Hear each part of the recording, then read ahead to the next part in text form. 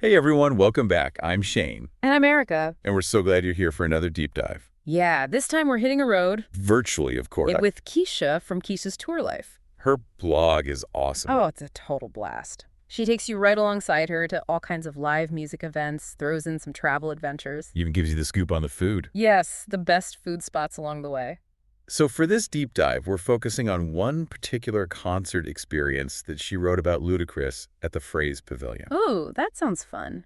Before we get into the nitty-gritty, can you give our listener a little background on the Phrase? Absolutely. The Phrase Pavilion is an outdoor amphitheater Okay. located in Kettering, Ohio. It's known for its fantastic acoustics I've heard that. and a really lively atmosphere, especially on summer nights.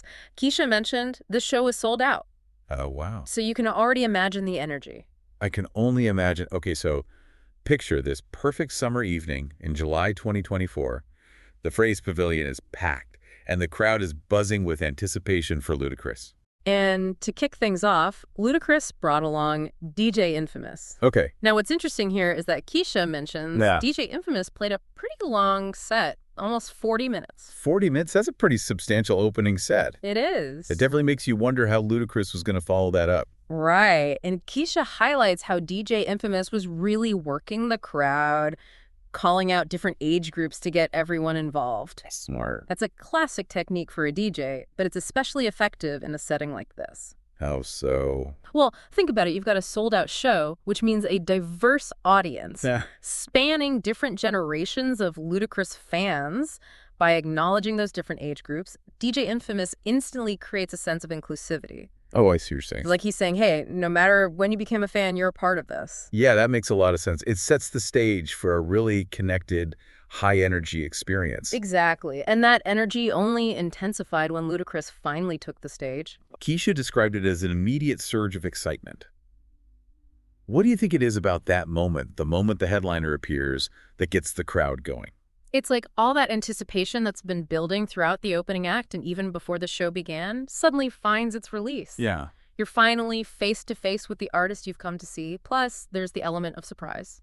Ooh, I like that. You never know exactly what they're going to do first. Okay, so Ludacris takes the stage. The energy is through the roof. Oh, what did he do? Did he live up to all that hype? From what Kecia describes, absolutely. She says Ludacris took the audience on a journey through his career, playing hits from different eras. So did he break out some of those early 2000s classics? Nah. Because I'm thinking rollout area codes. Those were Yeah. my jams back in the day. You got it.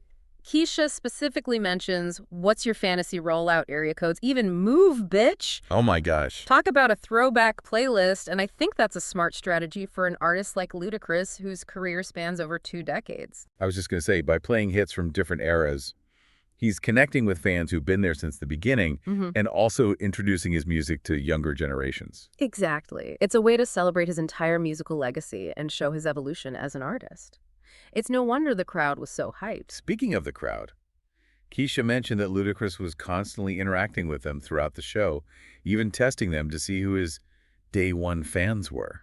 That's such a great way to build rapport with the audience. It's not just a performance, it's a conversation. A shared experience. I like that. And those personal touches really elevate the entire concert experience. This whole show sounds like it was a party from start to finish. It does. Kecia emphasizes that it was non-stop fun with the audience on their feet the entire time. He's known for his high-energy performances and getting the crowd involved, and you can tell that Kecia was totally swept up in the moment. Yeah. She even joked that everyone went home on a high, though she did clarify that some attendees were literally high, which Ludacris apparently noticed and even called out. That's hilarious. It sounds like it was a night filled with music, laughter, and maybe a little bit of herbal enhancement. All right, so we've got this incredible high-energy performance from Ludacris, Yep. a killer opening set from DJ Infamous, and a crowd that was clearly ready to party.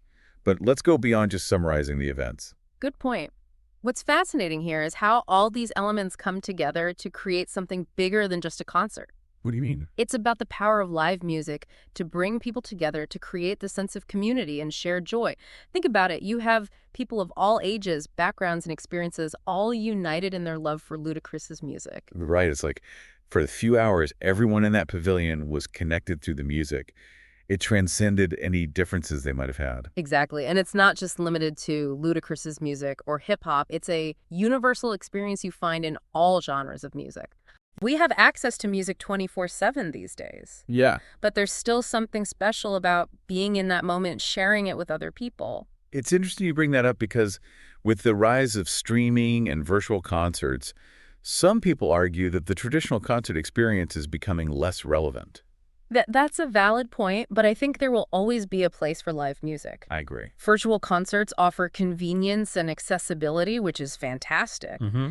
but they can't replicate the raw energy, the spontaneity, the unpredictable nature of a live performance. Right. You never know what's going to happen at a live show. Yeah, Maybe the artist brings out a special guest. Maybe they play a new song. Maybe they even mess up a lyric and laugh it off. exactly. And those imperfections are part of the beauty of it. I love that. It makes the whole experience feel more real, more human. You're not just watching a polished, pre-recorded performance. You're witnessing something unique and ephemeral. It's like the difference between watching a movie and seeing a play. Well, that's a great analogy. Both can be incredibly moving and entertaining, but the live performance has this added layer of immediacy and vulnerability. That's a great analogy. And, I think that vulnerability is something that really resonates with Oh, audiences. sure. It's like a reminder that even our idols are human, that they make mistakes, that they experience the same range of emotions that we do. And it creates a sense of intimacy, even in a massive crowd like the one at Ludacris' show. It's like you're sharing a secret with thousands of other people.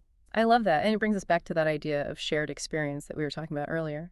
It's amazing to think that one artist, one performance, can have such a profound impact on so many people. And Kecia's blog post is a testament to that power. It's more than just a concert review. It's a celebration of the magic that happens when music brings us together. Speaking of magic, one detail that really stood out to me was Kecia's description of the crowd's energy when Ludacris took the stage. She used the phrase "through the roof," and it makes me think about the phrase pavilion itself you mentioned earlier, that it's known for its great acoustics. Right. It's an outdoor amphitheater, but it's designed in a way that really carries the sound. Mm-hmm. So when you have a high-energy performer like Ludacris and a packed crowd, Yeah, that energy must have been amplified tenfold. I bet. Wow. Yeah, I Well, can almost hear it now, the music echoing through yeah. the summer night, everyone singing along. And it highlights how important the venue itself is to the overall concert experience. The right venue can create a sense of intimacy, even in a large space. It's true, some of my most memorable concert experiences have been in smaller venues where you feel closer to the artist and the crowd. Yeah, there's something special about that feeling of connection, of being part of something bigger than yourself. And it's something you can find in venues of all sizes, from small clubs to massive stadiums. And it makes you realize that a great concert isn't just about the music. It's about the energy, the atmosphere, the shared experience. It's about those moments that stay with you long after the last note has been played. Exactly like when Ludacris playfully tested the audience to see who his day one fans were. Yeah, It's those little moments that make a live show so special. they create a sense of history, a connection to the artist's journey and the fans who've been there along the way. And they remind us that music is more than just entertainment. It's a powerful force that can connect us across generations and backgrounds. It's funny how one blog post about a Ludacris concert can lead to such a deep conversation about music and the human experience. I know, right? It speaks to Kecia's ability to capture not just the events of the concert, but the emotions and the meaning behind them. She truly takes you on the road, Yeah. with her sharing those experiences in a way that feels personal and authentic. If you're looking for a taste of the live music scene and some travel inspiration, I highly recommend checking out Kecia's tour life. You can find her on Facebook, Instagram, TikTok, and YouTube. And of course, her blog is at keciastourlife.com. That's KECIAS tourlife.com. We've had a blast diving into this concert experience with you today. It's been a pleasure. Until next time, keep exploring, keep discovering, and keep the music playing.